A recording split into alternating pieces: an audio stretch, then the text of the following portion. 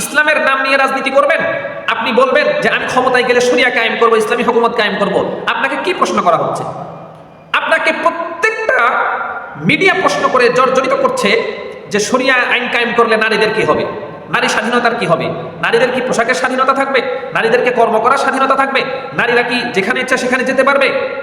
আপনি দেখেন অন্যান্য বিষয় নিয়ে কোনো প্রশ্ন নেই। আজ পর্যন্ত কোনো মিডিয়া কোনো ইসলামী দলের নেতৃবৃন্দকে প্রশ্ন করেছে যে আপনারা যখন ইসলামী হুকুমত কায়েম করবেন তখন কি আপনারা মানুষদেরকে নামাজ পড়ার জন্য বাধ্য করবেন, আপনারা কি মানুষদেরকে চুরি না করার জন্য বাধ্য করবেন, আপনারা কি মানুষদেরকে ঘুষ না খাওয়ার জন্য বাধ্য করবেন, আপনারা কি সুদী প্রথা বন্ধ করার জন্য মানুষদেরকে আইন প্রণয়ন করবেন বা মানুষদেরকে বাধ্য করবেন? এ জাতীয় কোনো প্রশ্ন আপনি দেখবেন না। এই নারীবাদীদের সব প্রশ্ন হচ্ছে আপনারা ক্ষমতায় গেলে নারী স্বাধীনতা পাবে কিনা, নারীর পোশাকের স্বাধীনতা পাবে কিনা, নারী কর্ম করার স্বাধীনতা পাবে কিনা, নারী যেখানে ইচ্ছা সেখানে যেতে পারবে কিনা। অর্থাৎ এক কথায় এই এপস্টাইন ফাইলে যেই বিভৎস এবং লোমহর্ষক ঘটনার বিবরণ আমরা পাই, এই জাতীয় অপকর্মে নারী এবং ক্ষমতাসীনরা বা তথাকথিত সম্পদশালীরা অবাধে তাদের কার্যক্রম পরিচালনা করতে পারবে কিনা। আসসালামু আলাইকুম ওয়া রাহমাতুল্লাহি ওয়া বারাকাতুহু।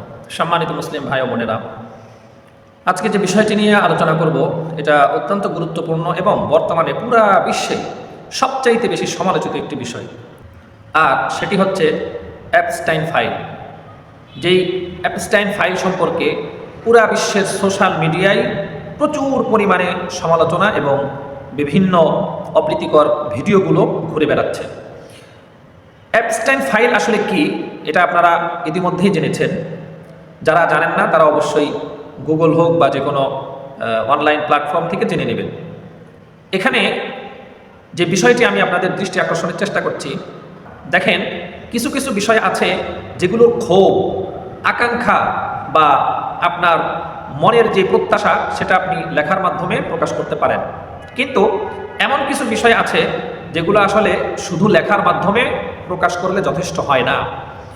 দেখা যাচ্ছে অনেকেই, প্রায় যারাই এই বিষয়টি সম্পর্কে অবগত আছেন এবং অনলাইনে অ্যাক্টিভ আছেন, সকলেই মোটামুটি বিষয়টি নিয়ে লেখালেখি করছেন।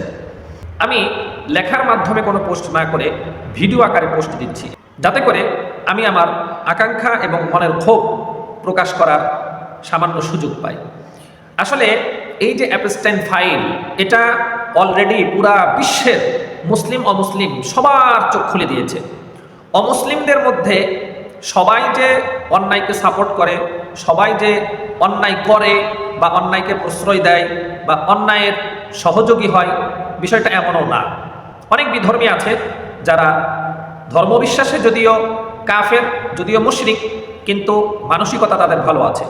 এমন সামান্যতম বিবেকবোধ কোনো মানুষ এই এপস্টাইন ফাইলের আদ্যপান্ত জানার পরে, মূল রহস্য জানার পরে, মূল বিষয়বস্তুগুলো জানার পরে সে স্থির থাকতে পারবে না।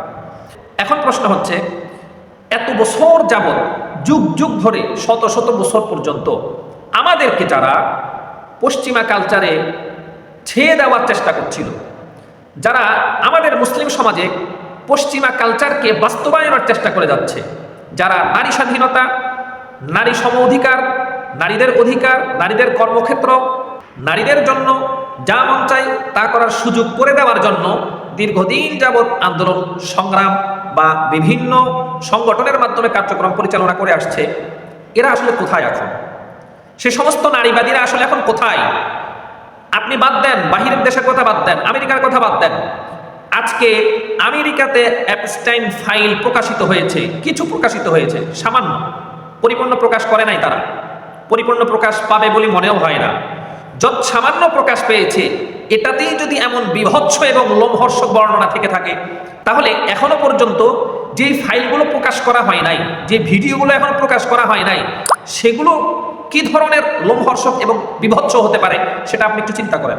এখন প্রশ্ন হলো, এই এপস্টাইন ফাইল এটা কি শুধুমাত্র আমেরিকা বা বিশ্ব মোড়ল যারা যারা বিশ্বের মধ্যে সবচাইতে ক্ষমতাধর তাদের ক্ষেত্রেই সংগঠিত হয়েছে, বা এপস্টাইন ফাইলের মধ্যে তাদের নাম দেখা যাচ্ছে যেটা অলরেডি প্রকাশ পেয়েছে, এটা কি শুধুমাত্র এই এপস্টাইন ফাইলের মধ্যেই সীমাবদ্ধ? না। আপনি যদি বাংলাদেশে সুস্থ বিচারিক কার্য পরিচালনা করতে পারেন, বাংলাদেশে যদি প্রত্যেকটা ধর্ষণ, প্রত্যেকটা গুম খুনের বিচার আপনি যথাযথভাবে করতে পারেন এবং এটার জন্য তদন্ত কার্যক্রম যদি সঠিকভাবে, একদম নিরেটভাবে, স্বচ্ছতার সাথে যদি আপনি করতে পারেন আর প্রকাশ করতে পারেন, তাহলে দেখবেন শুধু বাংলাদেশেই এমন হাজার হাজার অ্যাপস্টেন্ট ফাইল তৈরি হয়ে যাবে, হাজার হাজার অ্যাপস্টেন্ট ফাইল তৈরি হয়ে যাবে। আপনার কি মনে হয়, অনেক জায়গায় দেখা যায় ছোট্ট 5-7 বছর 10-12 বছরের শিশু কন্যারা গুম হচ্ছে, তারা ধর্ষণের শিকার হচ্ছে, তারা বিভিন্নভাবে কিডন্যাপের শিকার হচ্ছে, তাদেরকে পাচার করে দেওয়া হচ্ছে। কয়টা ঘটনা মিডিয়াতে আসে? আসলে মিডিয়ার ব্যাপারে আর কি বলবো, মিডিয়া তো শুধু সেই নিউজগুলোই করে, সেই খবরগুলোই করে যেই খবরগুলোর মাধ্যমে তার নিউজ চ্যানেলের প্রচারণা হবে, নিউজ চ্যানেলটা জনপ্রিয় হয়ে উঠবে এবং এর মাধ্যমে তাদের রুটি রুজির ব্যবস্থা হবে। আর আরেক ক্ষেত্রে তারা নিউজ করে, সেটা হচ্ছে যদি টাকা দেওয়া হয়। অলরেডি জানি এটা, যে সাংবাদিকরা কি পরিমাণ চাঁদাবাজি করে।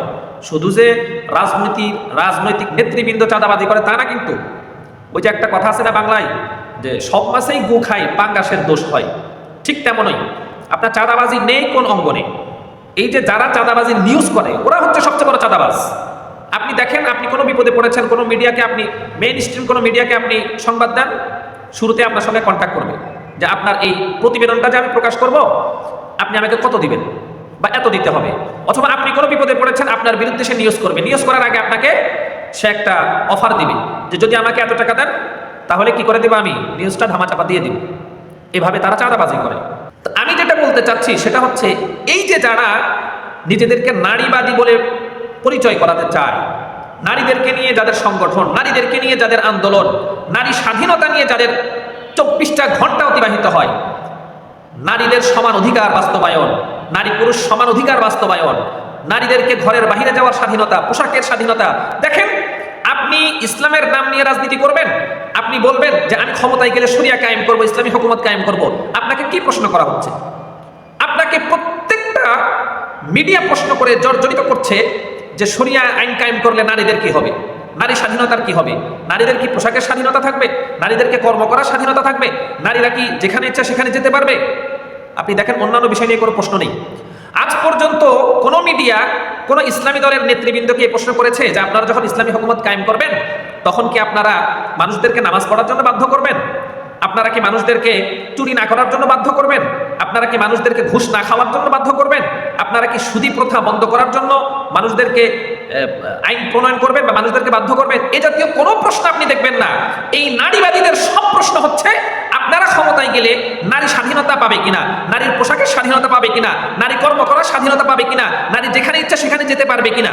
অর্থাৎ এক কথায়, এই এপস্টাইন ফাইলে যেই বিভৎস এবং লোমহর্ষক ঘটনার বিবরণ আমরা পাই, এই জাতীয় অপকর্মে নারী এবং ক্ষমতাসীনরা বা তথাকথিত সম্পদশালীরা অবাধে তাদের কার্যক্রম পরিচালনা করতে পারবে কিনা। এখনো কি আপনার শরীরের রক্ত গরম হয় না? এখনো কি আপনার বিবেকে নাড়া দেয় না? এখনো কি আপনার শরীরের রক্ত গরম হয় না? এখনো কি আপনার বিবেকে নাড়া দেয় না? এখনো কি আপনি স্থির থাকতে পারেন? যারা আমাদেরকে নারী স্বাধীনতার সবক পড়ায়, যারা আমাদেরকে নারী অধিকারের সবক পড়ায়, তারা আজকে প্রকাশ পাচ্ছে যে শিশু বাচ্চা, শিশু কন্যাদেরকে তারা ধর্ষণ করতো। শুধু ধর্ষণ করেই ক্ষান্ত হতো না, অপাশবিক অমানবিক নির্যাতন এবং তাদের চাহিদা মতো তারা যৌন চরিতার্থ করত। সর্বশেষ কি করত? যখন এই শিশুকন্যা বা এই বাচ্চাটা আর তাদের কাজে আসতো না, তখন এটাকে হত্যা করত, এটা গোশত তারা রান্না করে খেয়ে ফেলত। আমরা যখনই পর্দার কথা বলি, যখনই ইসলামের নারীকে কি অধিকার দেওয়া হয়েছে সেটা নিয়ে কথা বলি, নারীদের পর্দার বিষয়ে যখন আমরা ওয়াজ নসিহত করি বা আমরা কথা বলি, তখন এই নারীবাদীরা চিৎকার চেঁচামেচি দিয়ে উঠে। ওই যে আফগানিস্তানে পর্দা যখন বাধ্যবাধকতা করা হলো, সবগুলো নারীবাদী কুত্তার মতো চিল্লানো শুরু করেছে। আবার এখন যখন ওই যে দাস প্রথা নিয়ে তাদের একটা আইন বাস্তবায়ন করেছে তারা শরিয়া সম্মত, এটা নিয়ে নারীবাদীর সবগুলা কুকুরের মতো চিৎকার চেঁচামেচি শুরু করেছে। এখন তো এদেরকে প্রকাশ্যে কুকুর বলে ডাকতে হবে। আপনার শুধু কুকুর বলে ডাকতে হবে না, রাস্তাঘাটে কোথাও যদি এদেরকে দেখেন যে নারী স্বাধীনতার নামে, নারীর পোশাকের স্বাধীনতার নামে বা নারীদেরকে রাস্তায় নামানোর জন্য এরা কোনো আন্দোলন করছে, সাথে সাথে পায়ের জুতা খোলে এগুলো গাল পেঁচে পেঁচে মারবেন ধরে। জানোয়ারের বাচ্চা আসছে থেকে পশ্চিমা কালচার আমাদের দেশে বাস্তবায়ন করার জন্য তোরা আন্দোলন করিস।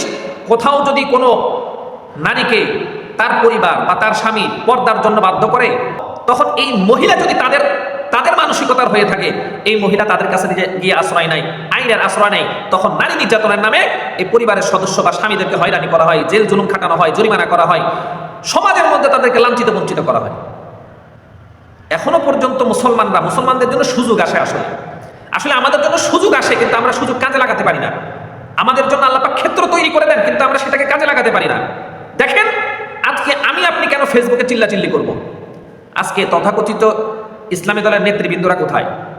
আজকে তথাকথিত মুসলিম বিশ্বের নেতৃবৃন্দরা কোথায়? মুসলিম বিশ্বের নেতৃবৃন্দ সবগুলো তো পশ্চিমাদের কাছে নাকে খত দিয়ে কুকুরের মতো চামচামি করে। এখন তো একটা সুযোগ এসেছে, চামচামির একটা সীমা তো থাকা দরকার, চামচামির একটা লিমিটেশন তো থাকা দরকার। কি পরিমাণ আনুগত্য এবং চামচামি করতে থাকলে এত বড় বিভৎস রূপ প্রকাশ পাওয়ার পরেও এদের আনুগত্য তারা করেই যেতে পারে। সর্বোপরি স্পষ্ট কথা, আল্লাহ পাক রব্বুল আলামিন আমাদের জন্য ক্ষেত্র উন্মুক্ত করে দিচ্ছেন। শরিয়া নিয়ে কথা বলার সুযোগ হয়তো আজ থেকে 5 বছর আগে, 2-3 বছর আগে ছিল না। আজকে আমরা স্পষ্ট কথা বলতে পারি। ইসলামী হুকুমত, ইসলামী আইন নিয়ে আজকে আমরা কোনো ব্যাখ্যা বিশ্লেষণ হিকমতের আশ্রয় না নিয়ে সরাসরি কথা বলতে পারি। কিন্তু আজও পর্যন্ত, এখনো পর্যন্ত যারা হিকমতের দোহাই দেয়, আপনি স্পষ্ট জেনে নেন, এরাও কোনো না কোনোভাবে, প্রত্যক্ষ না হলেও পরোক্ষভাবে, এরাও পশ্চিমাদের দালাল। এরাও পশ্চিমা এজেন্ডা এই দেশে বাস্তবায়ন করতে চায়, শুধুমাত্র ইসলামের নাম ব্যবহার করে এরাও তাদের অন্তর্ভুক্ত। এরাও চায় মডারেট ইসলাম, মানে মডারেট ইসলাম তার মানে কি? তার মানে হচ্ছে নারী স্বাধীনতা থাকবে, এখানে নারীর পোশাকের স্বাধীনতা থাকবে, নারীর বেহায়াপনার স্বাধীনতা থাকবে, নারীর ব্যভিচারের স্বাধীনতা থাকবে, নারীর যা ইচ্ছা তা করার স্বাধীনতা থাকবে। শুধুমাত্র আমরা নামে ইসলাম কায়েম করব বলেছি, বললে কি হয়েছে? আপনাদেরকে তো আমরা ওয়াদা করছি আমরা ইসলাম কায়েম করব না। এটা হয়ে গেল কাদের মতো? কোরআনে আল্লাহ বলেছেন, ওয়াইদা লাকুল্লাযীনা আমানু ক্বালু আমান্না ওয়াইদা খালাউ ইলা শায়াতিনহিম ক্বালু ইন্না মাআকুম ইন্নামা নাহনু মুস্তাহজিউন। যখন এরা ঈমানদারদের সঙ্গে মিলিত হয় তখন বলে আমরা তো ঈমান এনেছি, আর যখন শয়তানদের সঙ্গে মিলিত হয় তখন বলে আরে আমরা তো তাদের সঙ্গে মশকারি করেছি। বর্তমানে ইসলামের নামে রাজনীতি করা কিছু দল বা কিছু নেতৃবৃন্দ তারা ঠিক এই কাজটাই করছে। মুসলমানদের কাছে গিয়ে তাদের সঙ্গে ওয়াদাবদ্ধ হচ্ছে, আমাদেরকে ক্ষমতায় আনেন না, আমরা শরিয়া কায়েম করে ফেলবো। আর ঠিক ওই বিধর্মীদের সাথে গিয়ে বলছে, আরে ওদের সঙ্গে তো আমরা মশকারি করেছি। কে বলেছে আমরা শরিয়া কায়েম করব? আমরা শরিয়া কায়েম করব না, আমরা আপনাদেরই অনুগত। এই জন্যই তো আবার বুক ফুলিয়ে ওয়াজের মাঠেও বলে যে আমেরিকাও চায় আমরা যেন ক্ষমতায় আসি। কত বড় নির্লজ্জ বেহায়া এরা, কত বড় নির্লজ্জ বেহায়া এরা! এখনো পর্যন্ত আমেরিকার তোষামত করা, এখনো পর্যন্ত আমেরিকাকে প্রভু মানা, এখনো পর্যন্ত তাদের সন্তুষ্টি কামনা করা।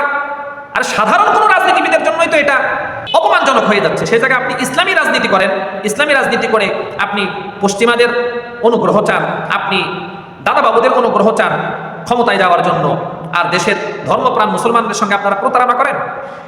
স্পষ্ট কথা, আল্লাহ পাক আমাদেরকে ক্ষেত্র তৈরি করে দিচ্ছেন, আল্লাহ পাক আমাদেরকে সুযোগ দিচ্ছেন। এগুলো নিয়ে চুপ থাকা চলবে না। এখন সময় এসেছে এই সমস্ত নারীবাদীদেরকে উপযুক্ত জবাব দেওয়ার। নারীবাদী যে সমস্ত সংস্থা বা কর্মী এই বিষয়গুলো নিয়ে পশ্চিমাদের দালালি করার জন্য ভবিষ্যতের রাস্তায় নামবে, এদেরকে উপযুক্ত জবাব দিবেন জুতা খুলে খুলে। আল্লাহ পাক রব্বুল আলামিন আমাদেরকে তৌফিক দান করেন।